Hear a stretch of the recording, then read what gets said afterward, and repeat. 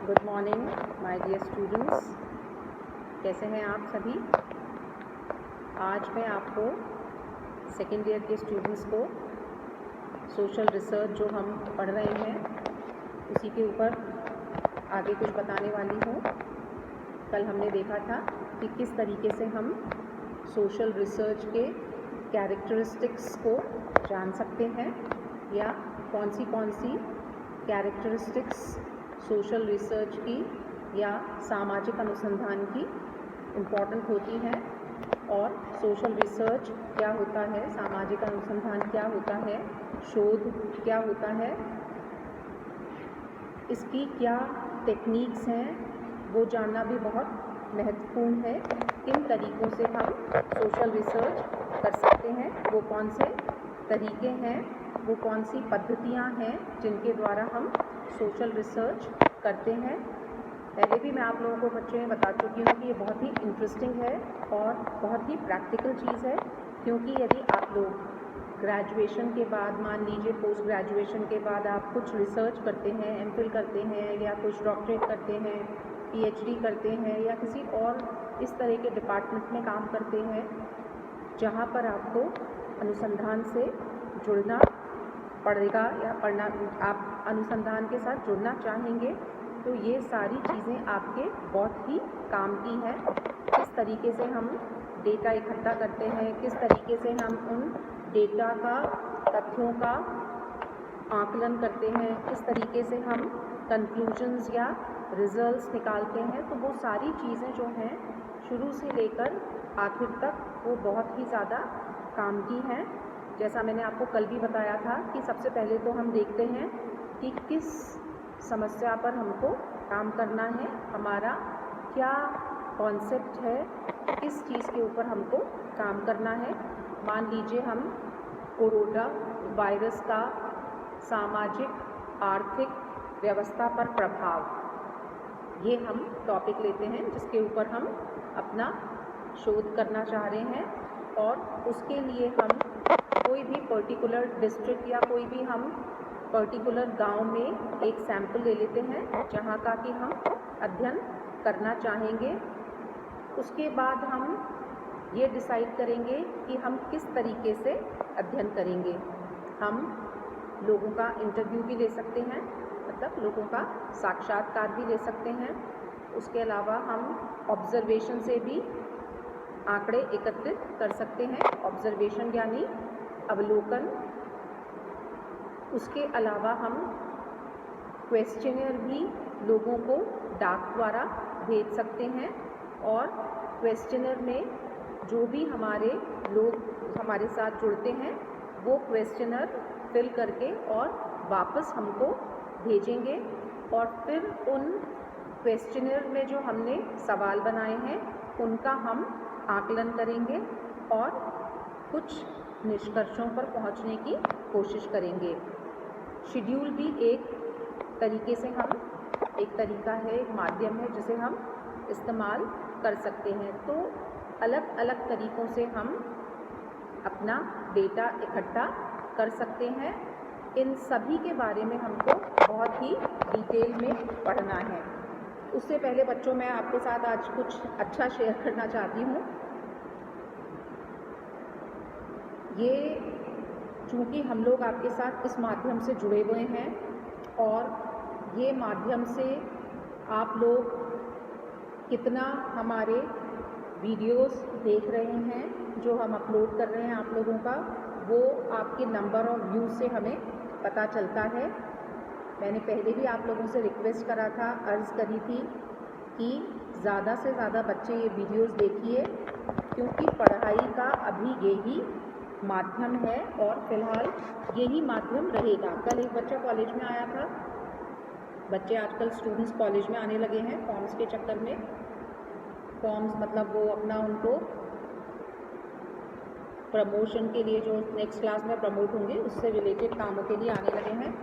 तो वो बच्चा जो था, he was not aware, last year उसने कोई वीडियोस नहीं देखे हैं, ना वो और ग्रुप्स के साथ जुड़ा हुआ है।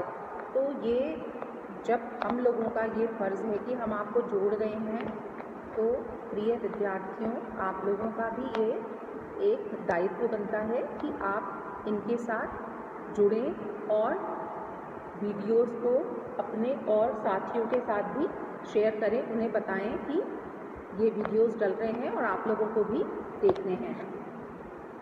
आज सवेरे जब मैं अखबार पढ़ रही थी तो मैंने एक बड़ी अच्छी सी एक कहानी इसके अंदर अखबार के अंदर आई, वो मैं आप लोगों के साथ शेयर करना चाहती हूँ, क्योंकि कई बार क्या होता है कि बहुत छोटी छोटी चीज़ों से हमको बहुत बड़ा बड़ा ज्ञान मिल जाता है। तो वो मैं आपको पढ़ के बताऊँगी, वो मैंने आपके इस पर डाली भी है। मन की ना हो तो क्यों हो अच्छा।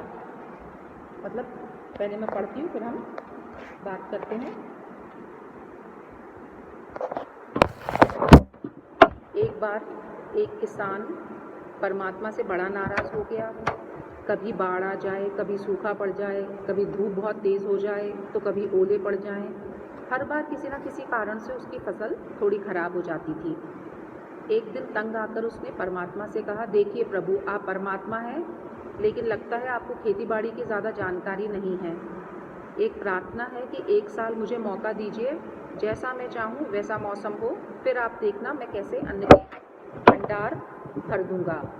परमात्मा मुस्कुराए और कहा, ठीक है, जैसा तुम कहोगे वैसा ही मौसम दूंगा, मैं दखल नहीं दूंगा। किसान ने गेहूं की फसल बोई। जब धूप चाहिए तब धूप मिली, जब पानी तब पानी। तेज़ धूप, ओले, बाढ़, आंधी तो उसे आने ही नहीं दी। समय के साथ फसल बढ़ी और किसान की खुशी भी, क्योंकि ऐसी फसल तो आज तक नहीं हुई थी।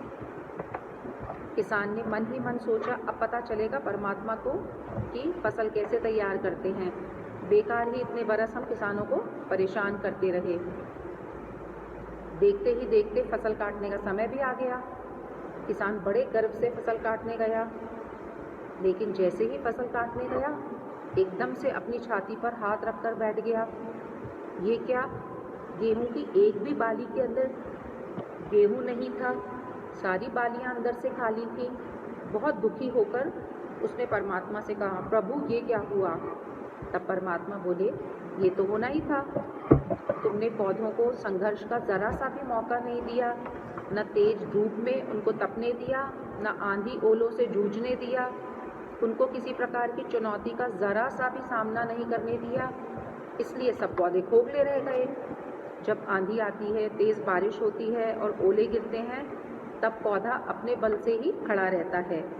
वो अपना अस्तित्व बचाने का संघर्ष करता है और इस संघर्ष से जो बल पैदा होता है वो ही उसे शक्ति देता है, ऊर्जा देता है, उसकी जीवटता को उभारता है। किसान जान चुका था कि मनचाही ना होना दरअसल मजबूत बनने का अवसर है। सोने को भी कुंदन बनने के लिए आग में तपने, हथौड़े से पिटने, गलने जैसी चुनौतियों से गुजरना पड़ता है, तभी उसकी स्वर्णिम आभा उभरती है, उसे अनमोल बनाती है। तो बच्चों, आप इस कहानी से कुछ समझ पाए होंगे कि किस तरीके से जो हम यदि कुछ स्ट्रगल करते हैं, मेहनत करते हैं, तो उसका परिणाम, उसका फल जो है वो हमेशा मीठा होता है। और ऐसा नहीं कि हम कोई बहुत ही अपनी मनमानी करें, कोई बहुत ही शॉर्टकट रास्ता अपनाएं तो उससे हमको सफलता मिलेगी। सफलता का रास्ता जो है वो थोड़ा लंबा हो सकता है, उसकी डगर जो है वो थोड़ी पथरीली हो सकती है, मगर अंत भला तो सब भला। यदि अच्छी तरीके से आप लोगों ने मेहनत करी है, अच्छी तरीके से आप लोगों ने काम करा है, तो आपको उसका फ़ायदा ज़रूर मिलेगा। आप लोग उस दिशा में हमेशा आगे बढ़ते रहेंगे। तो इन चीज़ों से माय डियर स्टूडेंट्स, हमको समझने की भी ज़रूरत है। सिर्फ किताबी ज्ञान ही नहीं हम पढ़ेंगे, बल्कि हमको अपनी ज़िंदगी में बहुत सारी चीज़ों के मायने भी समझने की ज़रूरत है। तभी जाकर हम आगे आने वाले समय के अंदर अपने समय का सदुपयोग कर सकते हैं।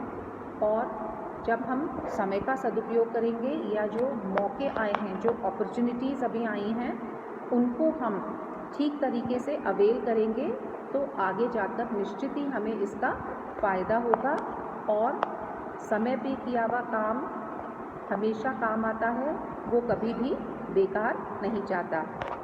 ओके, गुड डे बच्चों।